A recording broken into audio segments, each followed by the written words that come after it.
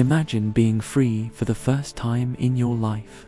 After 430 years of brutal slavery, an entire nation, the Israelites, steps out from the shadow of Egypt. They march not with the weary shuffle of slaves, but with the determined stride of a people promised a new beginning. Hope is a fire in their eyes, a taste of freedom on their lips. They carry with them the wealth of Egypt, a parting gift from their former masters, a small price for centuries of forced labor.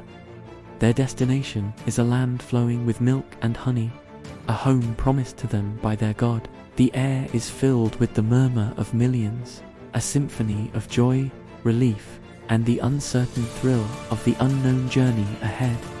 But back in the opulent palaces of Egypt, a heart once softened by plagues now hardens like stone. Pharaoh stands on his balcony, the dust of the departing masses, a bitter cloud on the horizon. The silence they left behind is deafening, a void where the hum of a slave-driven empire used to be. Regret, sharp and venomous, coils in his gut. How could he have let them go? His workforce, his power, his pride, all marching away into the desert.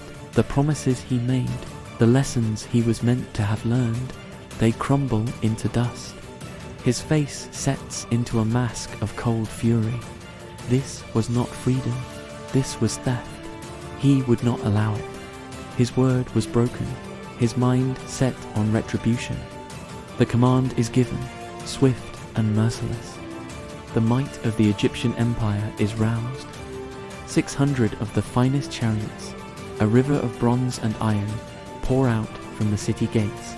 The ground trembles as thousands of wheels churn the desert sand into a furious storm. Horses, bred for war, scream into the wind, their powerful legs devouring the distance. This isn't just an army, it's a statement of absolute power, a thundering declaration that what belongs to Pharaoh stays with Pharaoh. Their mission is simple and brutal. Drag the Israelites back, chain them once more, and extinguish the fleeting flame of their freedom. The dust cloud on the horizon grows, a harbinger of the doom racing towards the unsuspecting people. For the Israelites, the celebration is short-lived. Their journey leads them to an impassable barrier, the vast, churning expanse of the Red Sea. The wind whips salt spray into their faces, and the roar of the waves sounds like a hungry beast. They turn, perhaps to retrace their steps, and their hearts freeze. In the distance, the sun glints off the armor of the approaching Egyptian army. The rumbling they hear is not thunder. It's the sound of their worst nightmare returning. Panic erupts like a contagion, spreading through the massive crowd. They are trapped. A merciless sea before them, an unforgiving army behind. Cries of despair rise, a chaotic chorus of terror. Where do they run? Where do they hide? The promise of freedom now feels like a cruel joke, a lure into a deadly trap. Fear turns to anger. A man, his face contorted with anguish and terror, pushes through the crowd to confront Moses, the leader who had promised them deliverance. He points a trembling finger back at the approaching storm of chariots. Was it because there were no graves in Egypt that you brought us to the desert to die? He cries out, his voice cracking. It would have been better for us to serve the Egyptians than to die in the wilderness. The sentiment ripples through the people, a wave of mutiny born from sheer terror. Moses stands firm, his expression calm amidst the chaos. He raises his voice, not to shout, but with a quiet authority that cuts through the noise. Do not be afraid, he declares. Stand firm, and you will see the deliverance the Lord will bring you today. The Egyptians you see today, you will never see again. The Lord will fight for you. You need only to be still. As the people quiet, their fearful eyes fixed on him, a command comes not from Moses, but to him, a voice that is not a sound but a certainty in his soul. he turns to face the roaring sea, the symbol of their entrapment. With unwavering faith, he raises his simple wooden staff, the same staff that had turned the Nile to blood and summoned plagues. As he holds it aloft, a powerful east wind begins to howl, not from the desert behind them, but sweeping across the face of the waters. The wind is unnaturally strong, a focused, roaring gale that whips the sea into a frenzy. A low, divine rumble seems to emanate from the very depths of the earth, a sign that the laws of nature are about to be rewritten. What happens next is beyond comprehension, a moment that will be told and retold for thousands of years. The sea does not simply recede, it splits apart.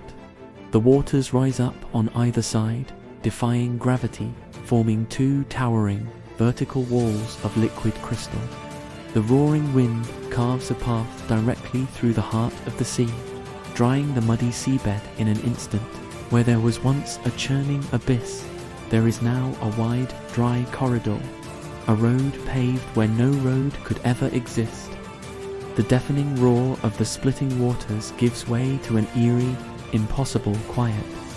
The Israelites stare, mouths agape, at the miracle unfolding before them.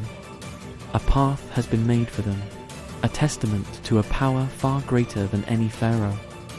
Moses lowers his arms slightly, a gesture for his people to move forward. Hesitantly at first, then with growing confidence, the Israelites step down onto the seabed.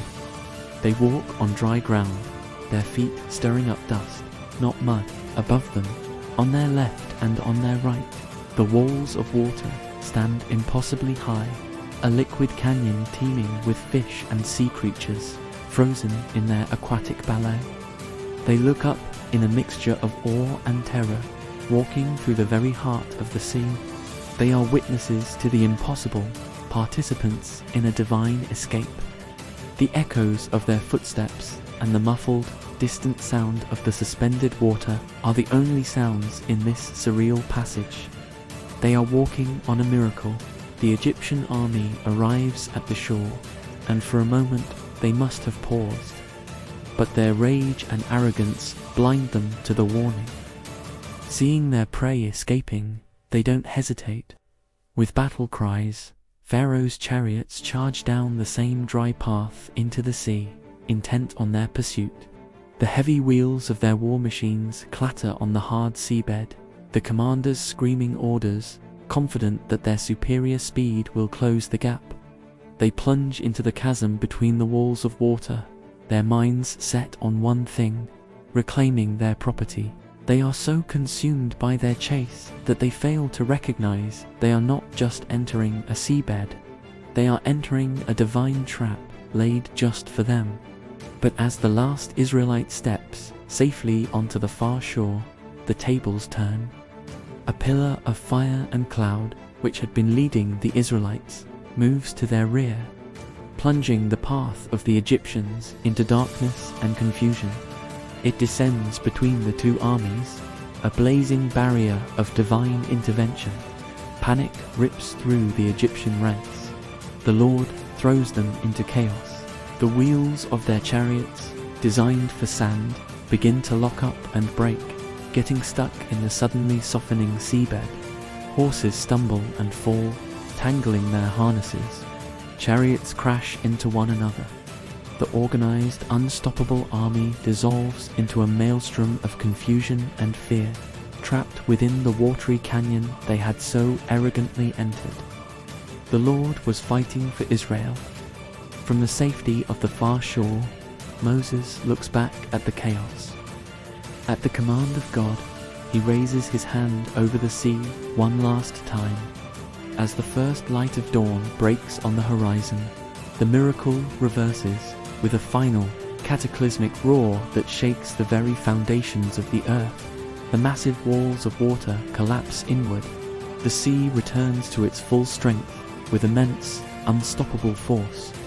The tons of water crash down upon the entire Egyptian army, a liquid avalanche from which there is no escape. The sounds of screaming men and horses are swallowed in an instant by the thunderous surge. As the sun rises higher, the sea becomes calm once more, its surface placid as if nothing had happened. The Israelites stand together on the shoreline, silent, watching the bodies of their pursuers, the wreckage of their mighty chariots, wash up on the sand at their feet. The greatest army in the world, erased in a single moment. Not one survived. The threat was gone.